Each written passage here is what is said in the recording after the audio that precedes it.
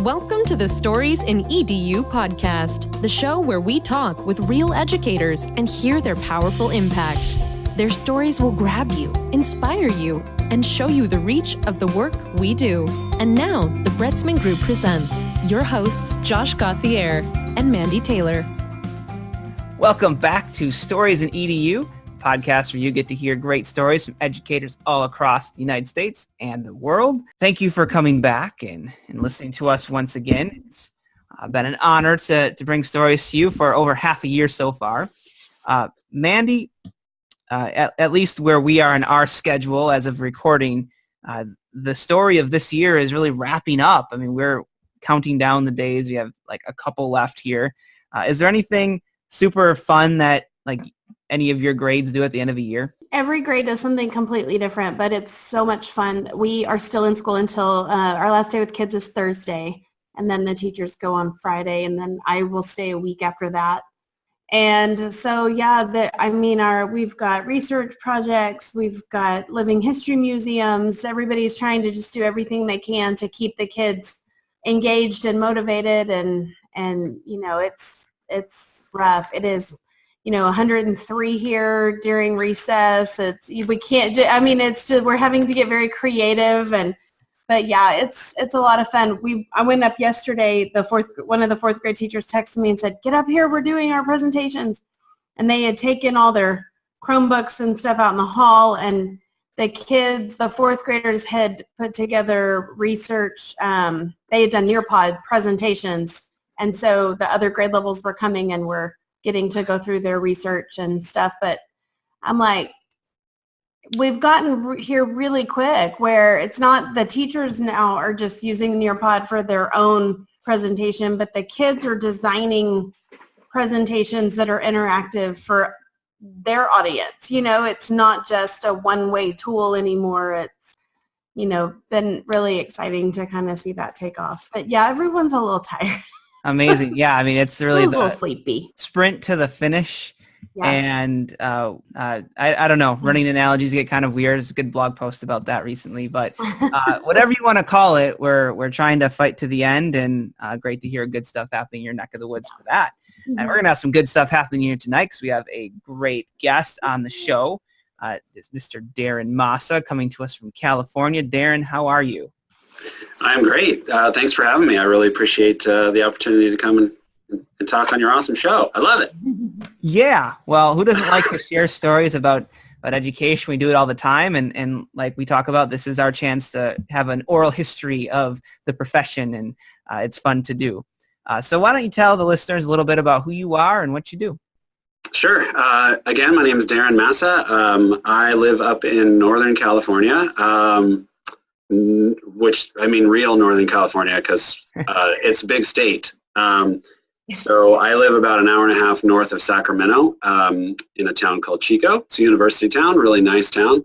I work out in Glenn County, which is about 30 miles to the west. It's very different. It's very rural. The whole county has only 30,000 people, and we only have about 6,000 students in the entire county. So I work with very rural schools.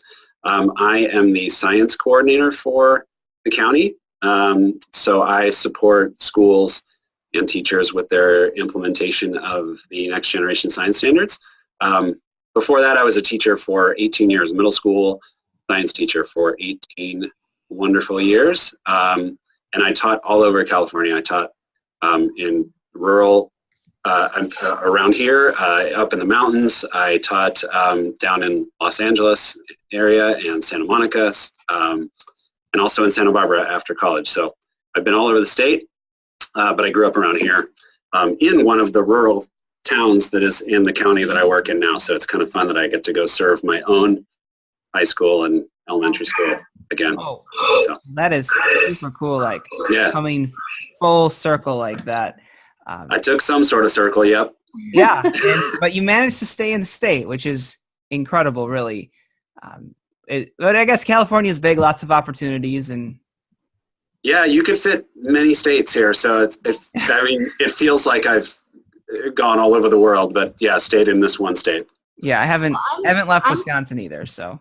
Well, and I'm from Texas, but I'm working in the district where I went to school. I've been in this district since I was 9. And then I went off for 4 years of college, but then I taught in the district for 17 years and then now have been in this coaching role for 3. So I always say, yeah, I've been here since I was 9, and it's been so fascinating to see, the trends and the growth and the kids and working with people that I either went to school with their kids or, it's just been fascinating to see the whole, thing. So Yeah, the town I came from has 400 residents. The elementary school currently has 60 kids from grades TK through 6. wow. And so they have multi-grade teachers who teach multiple grades, but only have 15 kids maybe in 3 grades combined have 15 kids. It's a really interesting environment. Yeah. One-room schoolhouse style stuff right there. Just about. That's crazy. But it's a whole different style of teaching than if you have 30 kids and you're teaching the same subject. One And thing. No kidding. Oh, I hope to dive into that. It might also be fun to dive into why people return to their home schools, because I can be honest, I would never want to go back to my hometown. Never want to teach, never want to work in it. I said I never would either, but I'm in the county. I'm working for the school, but still, I never even thought I would live in Chico. I swore that I was out of here when I went to Santa Barbara. I was like never going to come back from Southern California, and I did. Interesting. Well, I can confidently say I never will, and that's a fact. We'll see. And part of that has to do with my wife would never want to go anywhere smaller than where we are. Yeah. So before we dive into some of these great topics, I'm going to do our lightning round real quick here. So today's topic is incorporate movement. Tell a story about how you incorporate movement into your classroom. When and why do you have students move? Is it part of the learning process, or is it used as a transition? Have you used commercial breaks during class, or have you tried GoNoodle.com? All right, so. Oh, no, okay. So we each do a minute. I actually have a timer. Okay, so movement. Besides the basic applications of movement in the classroom, just moving around a lot, which as a junior high teacher, I had kids move a lot. Every 20 minutes or so, we were trying to do something different. But one of my favorite ways to use movement was in improv. I used to do improvisational comedy and sketch comedy. I was in a sketch comedy troupe when I lived and taught down in the LA area. And so I actually got an opportunity to teach some improv elective classes at the last school I was at, which was awesome, of course. I mean, having its own class was great, but being able to work those sort of improv strategies into the classroom was really great too.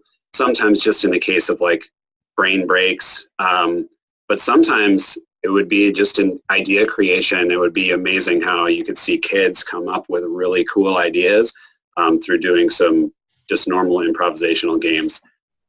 Oh yeah.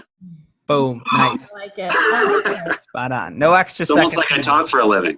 I want to be an improv comedy group. You should do it. That sounds amazing. Go find a theater and take some improv classes. I recommend it to everybody.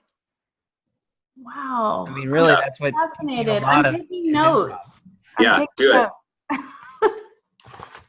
All right, Mandy, you ready? I'm ready. Go for it. So I am an early childhood, like my specialization is early childhood. So I had to do additional coursework and things like that. And one of the things that always stuck out to me was that the experts consider early childhood through birth through about ages 8 or 9. And so I've only taught elementary, but when I taught kinder, when I taught first, when I've taught third grade, those are all kids that have to move their bodies, all the time. And so I don't know. I mean, I've used GoNoodle. I've used some specific brain breaks and things like that. But for me, it's just that the entire classroom structure is organized around movement. So the classroom environment has to be conducive to that. I had an easel. I had a bathtub. I had ways that tried to make that small classroom as much like a home and as a space to operate as possible so the kids could get their own things and be in charge of their own bodies. Awesome. Excellent. Awesome. All right. I'm going to answer this a little differently. When you guys started talking, it made me think of a story from when I was student teaching.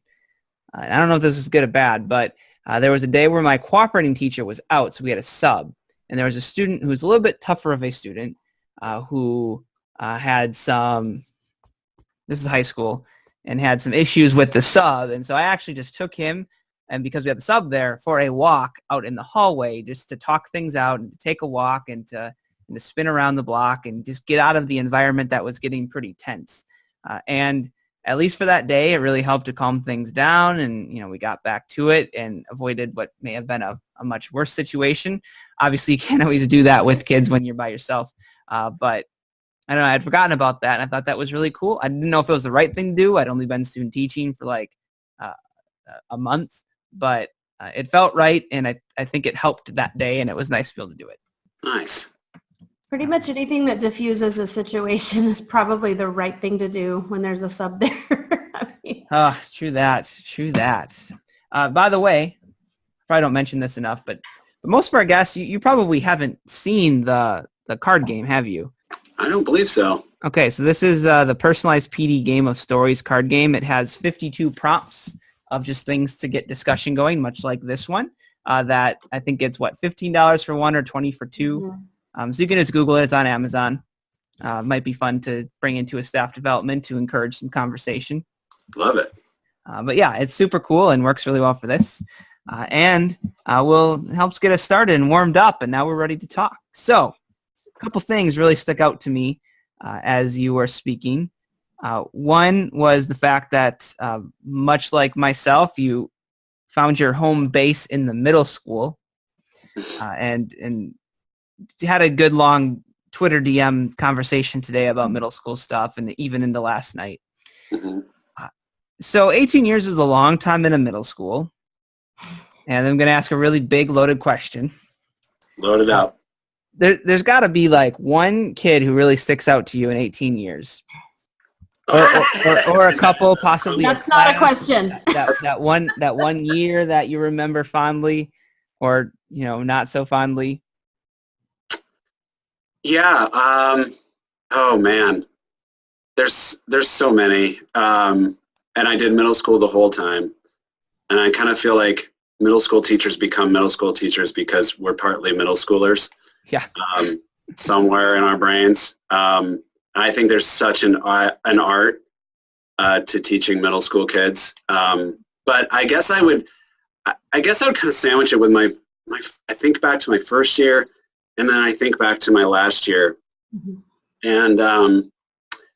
And my first year was just, like anybody's first year, you're just trying to get your bearings and understand what the heck you're doing. And I knew that I made the right choice going into teaching. I was so confident in that. And I really loved the sort of thrill of like experimenting with new ideas and never really having a plan. There's something about that first year where you don't have this project that you've done for the last 5 years in your head. And so you're constantly ideating, right? And coming up with cool plans. And then I think back to my last year, and I was proud to say that I was still doing that. Like one of my favorite things about teaching was experimentation and just trying new things. I was never satisfied with the way a lesson went the year before. I think back to a lot of kids, but yeah, there's a few kids in my last year here at the school I taught at last, which actually my kids go to the school I taught at. I was about to have my son. He was a 6th grader this year. Mm-hmm. I would have had him next year. And then I left the school for a variety of reasons, but you aren't going to read too much into that one. Yeah, no, please don't. Some good, some bad, some just needed a change kind of thing. But I think back to a lot of students very fondly. And, what I really love about teaching now is that, especially with social media, a lot of kids that I used to teach that I've connected with on Facebook and Twitter. And I am just always so amazed and so proud to see the adults that those kids have become, whether they're in the sciences fields or not, doesn't matter to me. It's just so cool to see them again and see what they're doing. And I just love that part of it. I'm not sure that answered your question, but you did. Well, I mean, sure did talk a lot. It's not a big secret on if anybody has listened to this podcast for a long time, but really what drives my whole story in education, other than my own teaching and things like that, are my own 2 kids. And so I taught for about, I think, 6 years before I had kids, and always was elementary. I mean, I'm still in an elementary school now, but my son is about to finish 8th grade. And so he's moving to high school, and then my daughter is finishing her last days in 5th grade. So I've got one going to middle school and one going to high school in the same, like right at the same time.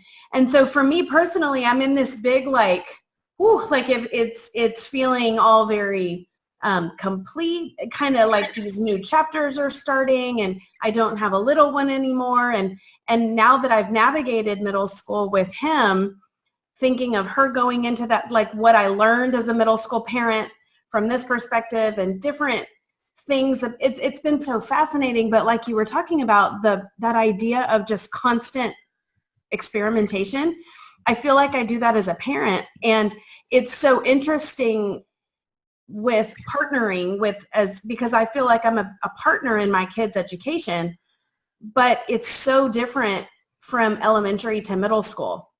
Because, and especially for me, because I've worked in the schools where my kids have been. And so, when they were at my school, I knew the teachers, I knew their curriculum. I was such a big, I knew what to do at home really to support their learning and things like that. But then he went to middle school and I was like, hello, what do I do? And how do I help? And how much does he navigate independently? How much am I supposed to support? How much am I supposed to be like, just figure it out? And so it was such a fascinating process. And now I'm starting it over again in high school, because I feel like now you've got 4 years and you're living alone. Like you've got to figure out some things quickly here. And it's just been so interesting to kind of see that process. But I wrote down specifically that you were a science teacher in middle school because my son right now wants to be a science teacher, a middle school science teacher. Yeah. The reason that is because he is so enamored with his middle school science teacher, the way she teaches. And I think having a mom that's so involved in education, he's heard just certain things. But even going back to your card question, was the movement. Like you said, well, yeah, they're middle school, they've got to move their bodies. Like we think, oh, they're older, they can sit longer. And I would contest, I've seen him on the baseball field, I've seen him at track, I've seen him, brother's got to move, And so it's exciting to hear you say those things because I know that has been so crucial.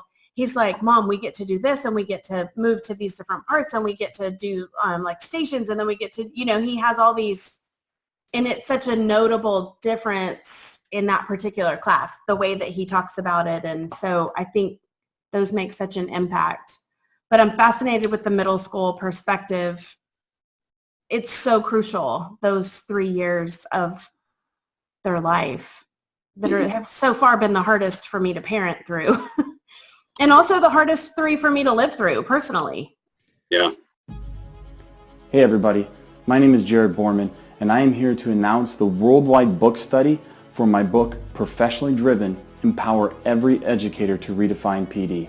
In education, the letters PD have long stood for something that is considered dreadful, something that is ineffective, something that doesn't inspire and spark motivation within educators. I want to reshape learning environments for educators that are based on 3 concepts: growth mindset, intrinsic motivation, and sustainable autonomy.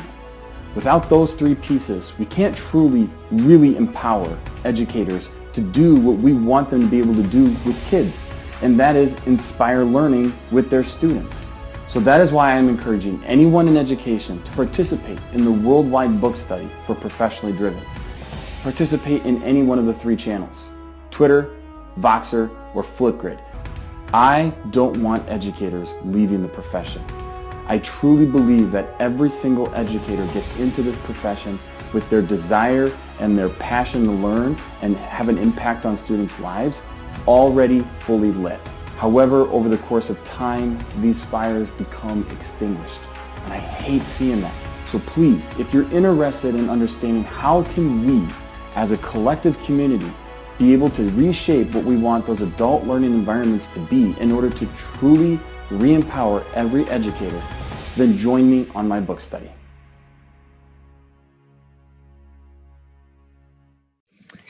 So have you found that, or did you find, and we can talk more about what you're doing currently too, but did you find that you were able to utilize your improv experience a lot whilst you were in middle school?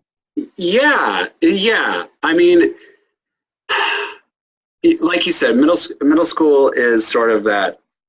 I've seen a lot of people who, I was at a K-8 school. We'd have specialists who were used to working with younger kids who would come in and teach the middle schoolers one day, or and just really struggle with it, because there's some people will come in and they're treating them too young, and then some people will treat them too old. Mm-hmm. You're constantly balancing giving them freedoms and staying out of their way, but also knowing when to rein it in when you need to.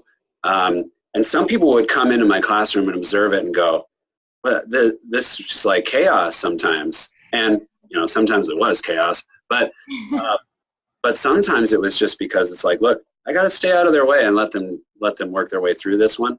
Improv was great though for those times when it was kind of a struggle to rein them in, and we would often, it could just be me. It could just be I used it as a tool to entertain really quickly and get their attention back. There were some times when I was teaching something a little bit mundane, something we just had to get through. We all have those things, right? Mm-hmm. And I would just, I don't know, take on a voice or put on a wig and, just something to jazz it up a little bit. So I used them myself personally a lot. And then, I tried to involve kids whenever I could. We did some slides karaoke. You might have heard that before, or PowerPoint karaoke. Yeah. So I developed a whole unit around that, and that was so much fun. It was so awesome. Great to see kids that struggled maybe with some other things just really succeed with that and found their voice, found their public speaking voice, mm-hmm. even while talking about things they had never seen before, they were not an expert on. But it was cool to see kids bring out their power of improvisation. And then when it came time to do a presentation for something that was content related, they were way better because they drew back on their experience from doing it in improv. Totally. That reminds me, it's totally unrelated to everything, but, my favorite. Yes. Of course, right? Non sequiturs for the win. When I was in college, this is a really cool experience, and maybe it was important in my life and maybe it wasn't, but, I was a really quiet kid in high school, and, college was a cool opportunity to start over a little bit and not be who I was and who everybody else knew me to be. And there was one moment that was so cool that I got involved with, and I don't even know why I was chosen.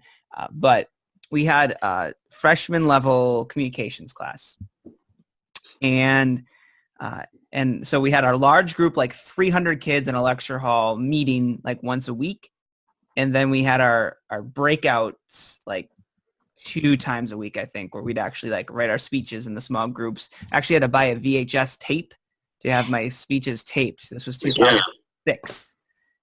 So good times. And one day there was something that our teacher was teaching, the lesson for the big group for that day.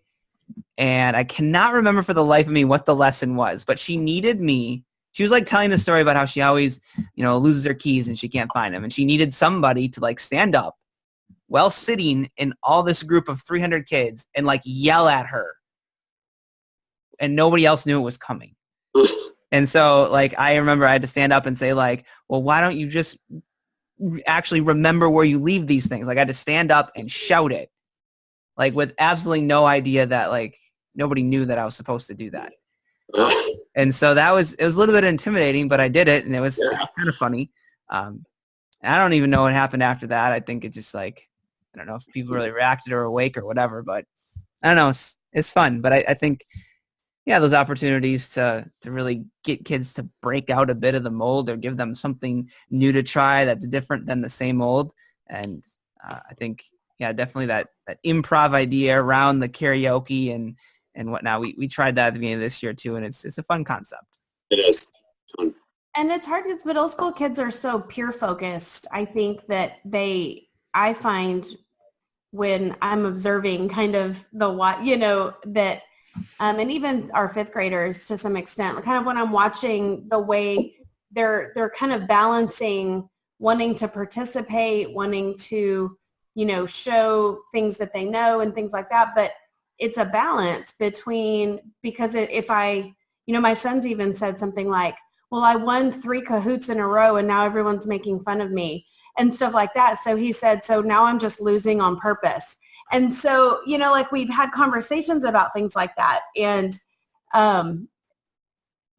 because it really is it's a social experiment. I mean, like just education in general, but I mean, it's not just, it's a particular way or strategy or something that a teacher is using, but it's impacting the kids, not just academically, but their social norms and cueing systems and the way they operate as groups is so fascinating too. So it's like you were talking about it being such an experience, you get to experiment. I think we really too get to learn so much from that, and then how we can leverage that as educators to, there's times you want them more participatory. There's times you want them pulled back. There's time, and what a dance that must be to try to balance all of it.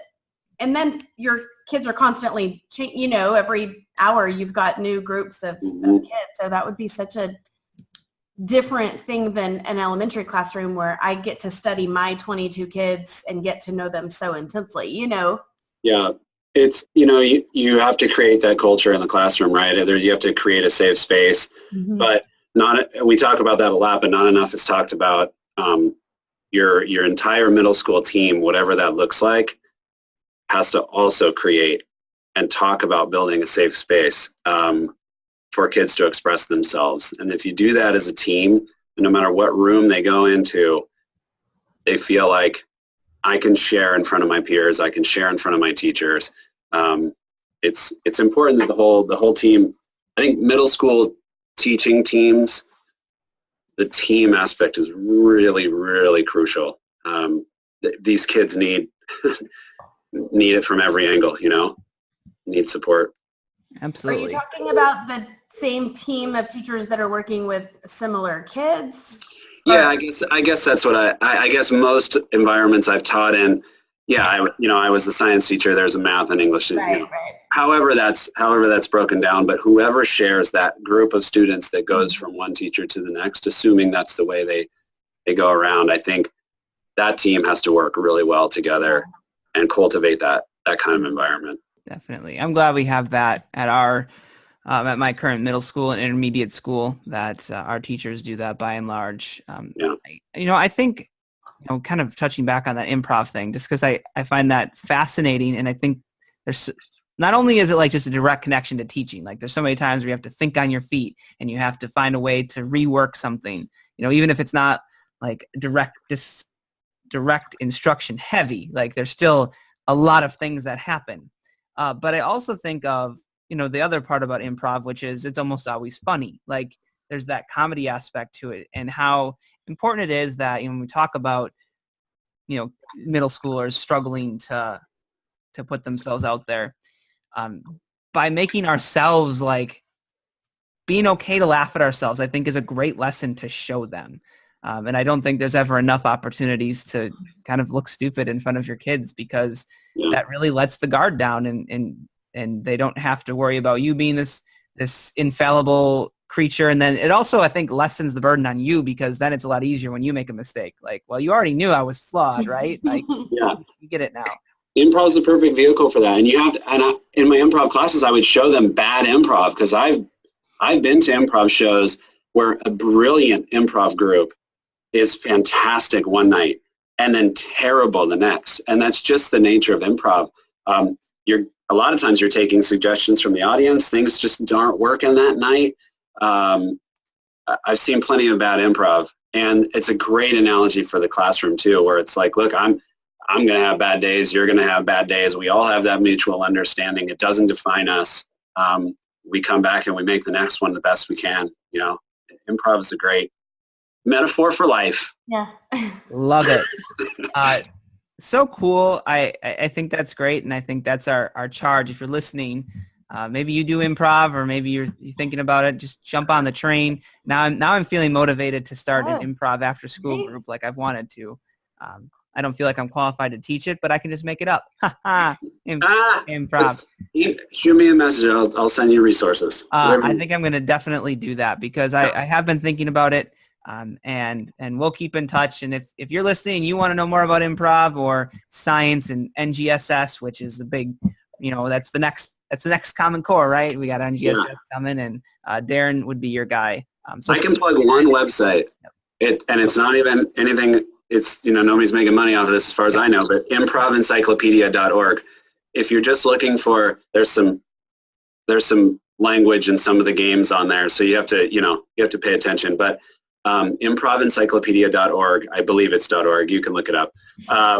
But it has a lot of great, just like warm-up games and things that you can use in the classroom. It's separated by sort of game style. And so I've used a lot of those improv games in there for, first day of school, just kind of warming everybody up. So there are some games in there that obviously are pretty specific to improv itself, but you can get a lot of great warm-up games and stuff in there. Sweet. Well, thank you for joining us on the podcast today. We really appreciate it. Is there any way that the listeners can reach out to you? How would you prefer they do that? I'm at Darren Massa on Twitter, DarrenMassa. That's probably the best way. They can always email me. I don't know if you want that on air. Twitter will be fine. Twitter's great. Yeah. All right. Cool. Well, it has been a pleasure. We are going to do our little wrap up. So we're going to say goodbye to you. Thank you so much. And hopefully someday, maybe around the bend, we can have you back again to kind of catch up on your new job once you've been in it for a few years. Yeah, that'd be fun. All right. Cool beans. Well, we hope to still be doing the podcast for a few years. That'd be great. Yeah. All right. Take care, Thank you, Darren. Thanks, Mandy and Josh. Appreciate it. Okay, I think we need a Zoom improv show. No kidding. Like full disclosure, have known Darren for about 4 years. We met at the Google Teacher Academy in Mountain View. So there's been a couple that we've had in the podcast. It's just natural connection, easy to reach out to those people. But yeah, that was part of his video that he made, was talking about how he uses improv and there's a lot more to it than he shared on this. And I think he did some stuff with staff members for school assemblies and things like that. But how many different ways can we talk about school culture? But it's yet another thing that we can use to help build a positive culture. Well, it's just so interesting. I mean, I think that's what I'm struck by the most. Every time we interview someone, I'm like, I never thought about that. Like every single thing we talk about, from puppetry to improv to sketchnoting, like every single thing we talk about, it's like I've never explored that particular area of education or how that might be utilized in the classroom. And I just think it's so fascinating how teachers are made up of these such just diverse, talented, multifaceted people, and everybody's getting to kind of utilize their talents and strengths in classrooms with kids. And I'm just so struck by every time we talk to someone else, I'm like, wait a minute. I wouldn't have ever considered that. And now I'm writing stuff down and I'm thinking about that. And well, goodness, and how could we use that to help make speaking opportunities for kids easier to handle or manage. And I don't know. I just am really enjoying this process of talking to people and just seeing what they're doing in schools, because this is the story that we need to tell. It's just, teachers are awesome. Agreed. I think that is a great way to sum it up. I don't have anything to add to that. Teachers are awesome, and this is a story we need to tell. And of course, we're telling the story to you. So thank you for listening. We're over halfway through a full year of this podcast, and we look hoping to bring you many years of this, because there are millions of teachers in the world, and we would love to say we help share as many stories as we can, because as we've discovered so far, everyone's got something different going on. Everybody has different talents, and we thank you for listening to Darren, and hopefully you can catch us on previous episodes of Stories in EDU or future ones. We hope that they inspire you, maybe help you laugh a little bit, help you get through the week, that charge to the end of the school year, that revitalization as you gear up for the fall. It's there's nothing quite like teaching, and we're all happy to be in this boat together, kind of swimming towards the, oh boy, I am wading into an analogy, and I'm not sure I was prepared for it. Why don't we go with a metaphor, Josh? We are sailing onward to the shores of promise for the future of our kids. Wow. And there we go. We got there. So thank you for listening, and we'll catch you next time. See you later, Mandy. Bye. Thank you for tuning in to the Stories in EDU podcast. Please be sure to subscribe and leave us a review. Until next time, thanks again.